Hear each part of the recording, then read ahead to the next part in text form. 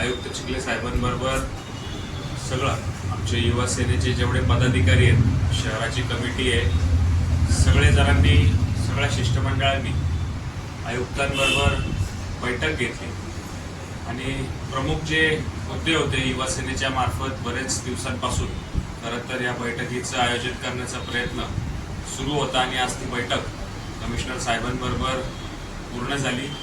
त्याच्यामध्ये काही युवा सेनेचे महत्त्वाचे मुद्दे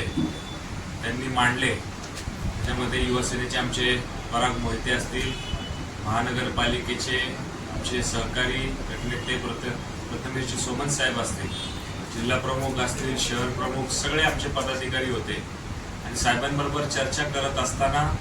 सगळ्यात महत्त्वाचा जो प्रश्न आहे, इथले जे व्यावसायिक आहेत त्या व्यावसायिकांना, स्थानिक व्यावसायिकांना ज्या CMAGPची मुख्यमंत्री रोजगार हमी योजनेच्या अंतर्गत ज्या गाड्या मुख्यमंत्री साहेबांनी दिलेल्या आहेत त्या गाड्यांवरती सतत महापालिका प्रशासन कारवाई करते आणि या कारवाया करत असताना जाणूनपूर्वक खरं तर ही कारवाई केली जात आहे, ज्याच्यामध्ये एखाद्या व्यावसायिकाचं धंदा बंद असताना, गाडी बंद असताना देखील काही अधिकाऱ्यांनी त्यांच्या गाड्या तोडून त्या गाड्या महापालिकेने जप्त केल्या। अशा पद्धतीने ही जी सगळी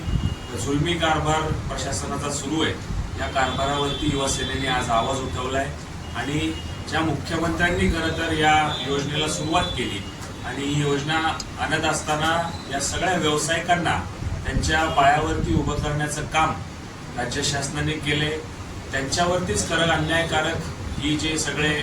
प्रशासन त्यांच्या बाबतीमध्ये कारवाया करते, या कारवायाचा निषेध करण्याकरता खरं तर आज आम्ही कमिशनर साहेबांना भेटलो। त्याच्यामध्ये कमिशनर साहेबांबरोबर चर्चा करत असताना असं ठरलं की या संपूर्ण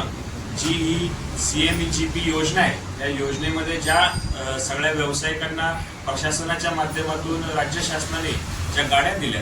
या गाड्या देत असताना एक SOP तयार करून पनवेल महापालिकेच्या माध्यमातून त्यांना जागा आयडेंटिफाय करून हॉकर पॉलिसी निर्माण करून त्यांना शासनाच्याच माध्यमातून जागा देण्यात येईल आणि त्या ठिकाणी या व्यावसायिकांना जागा देऊन तिथं त्यांना त्यांचा व्यवसाय करता येईल आणि कुठल्याच प्रकारचा अन्याय या सगळ्या आपल्या नागरिकांवरती होणार नाही, यासाठी प्रामुख्याने आजची ही बैठक झाली। त्याच माध्यमातून जे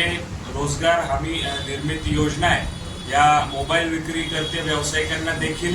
दिलासा आणि त्यांना एक चांगली जागा उपलब्ध करून त्या ठिकाणी जे बंदीचे आदेश आहे ते रद्द करण्यासाठी देखील कमिशनरांसोबत चर्चा झाली।